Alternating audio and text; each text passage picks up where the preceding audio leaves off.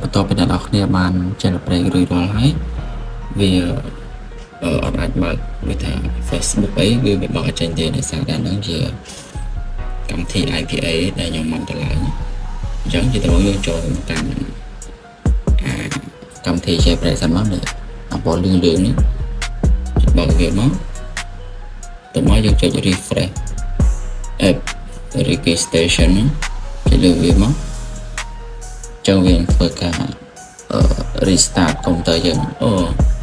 ទូរស័ព្ទយើងមកផ្លែតអូខេឥឡូវវាបានហើយតើមកយើងអាចចូលទៅបើកវិញបានហើយអូខេនេះ